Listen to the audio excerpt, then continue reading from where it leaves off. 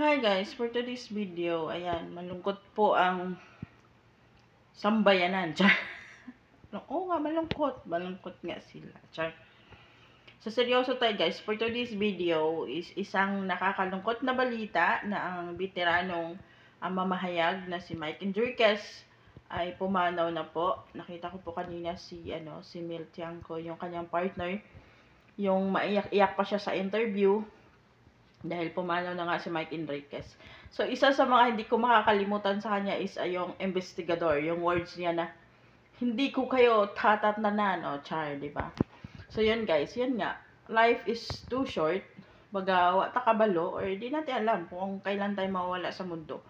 Di natin alam kung ngayon, bukas, kahit mamaya. Di natin alam kung kailan tayo mawala sa mundo. Ang importante sa atin ngayon is paano natin pahalagahan yung buhay na binigay sa atin ni Lord. Baga, sabi nga, ang iksi nga ng buhay, kung uubusin mo yung buhay mo sa pagsisisi at sa pagwawala at sa pagre-rebuild, wala kang maiwang magandang legacy dito sa mundo. Wala kang maiwang magandang alaala para sa mga taong nakapaligid sa iyo.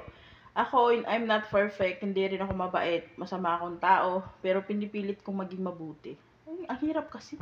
Ang hirap kasi maging mabait. Kaya, ayan. Si Mike Enriquez, ang daming makaalala sa kanya sa pamamahayag niya, marami din siya natulungan, mga kaibigan, kamag-anak, at mga tao sa mundo na nakilala siya at nakakilala sa kanya. Nalulungkot din sila kasi syempre may mga bagay din silang natutunan at naalala na maganda sa kanya. So, yun no, parang kahit gaano pala kaganda yung career mo, kahit gaano kadami yung pera mo, kahit gaano ka stable yung financial mo. Pero wala talaga eh. Pag oras mo na. Hindi mo magagamit yung milyones mo pag sa time na kukunin ka na ni Lord. Yung buhay natin is hiram lang. Kaya, wala tayong magawa. Pag nawala na. Ganun talaga yun. So, kahit anong gawin nating iyak, hindi na mabubuhay yung patay na namatay, 'di ba? So, tayo ngayon na buhay dito sa mundo, pahalagahan natin yung buhay natin. Magpakasaya tayo hangga't kaya natin. Ang importante doon is hindi tayo gagawa ng masama, 'di ba? Marami akong mga bagay na masasamang nagagawa, pero araw-araw ko siyang dinadasal na tulungan ako, especially itong puso ko kasi may galit. may puot at galit tong puso ko. Kaya lagi kong dinadasal na gusto ko siyang mawala one day. Hindi pa siguro kayo. But hopefully one day na mawala siya. Ayan. So yun lang. Nakibalita lang tayo sa pagpanaw ni Mike Enriquez. Ayan. Condolence sa mga kapamilya, kapuso. O, diba? Actually, kapuso siya, diba? So, ayan. Malungkot yung mga kasamahan niya sa industriya. Nag-iiyak-iyak sila kasi nga wala na nga siya. Pansin nyo ba, guys? Pansin ko lang. Pag namatay yung tao, ang dami nakikiramay, no? Pero pag yung buhay pa siya, ni bigay ng pangumusta, wala. O ni tawag, hirap. 'Di ba? Tapos ni bisitahin, hirap din. Pero pag patay na yung tao, ang daming pupunta. Tapos, pansin nyo ba, pag namatay na yung tao, ang daming mga nagpadala ng mga bulaklak or kung ano-ano. 'Di ba? Samantalang yung buhay pa, hirap kang puntahan. Hirap kang bigyan ng kung ano.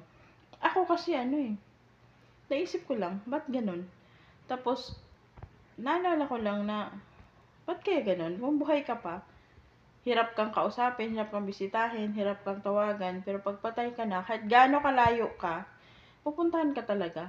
So, mas importante pala sa mga tao, pag patay ka na. Hindi naman dapat ako tumatawa kasi nga, pagpanaw yung pinag-uusapan natin. Pero nakakatawa lang yung realidad natin sa mundo. Yung baliktad, kung kailan wala ka na sa kakabibisitahin, o diba? Kailan wala ka na sa kakabibigyan ng bulaklak. Paano mo masisinghot yun? Patay ka na nga, diba? Tapos alayan ka pa nung kung ano-anong pagkain. Paano mo makain yun? Patay ka na nga. Tapos, mag-aano pa, ang bait nun, ba't nung buhay, di mo sinabi mabait. So, ganyan lang guys. Ganyan yung buhay. Parang ang gulo. No? Ang gulo ng buhay. Basta kaya na-realize ko lang na hanggat nandito ako sa mundo, pilitin kong maging masaya. Hindi ko na papatulan yung mga negative vibes sa paligid ko. Hayaan ko sila. Kasi nga, buhay ko to eh. Dito ako mag-focus. Hindi na ako mag-focus sa mga negatives na naririnig ko, sa mga bad vibes na narinig ko. Ay, bahala kayo dyan, especially doon sa pamilya ko, kuno. Char. Kaya ayan, wala na akong pakialam. Basta, gusto ko lang siguro na maging masaya. Kahit ang hirap paano ako magsimula, pero sinisikap ko.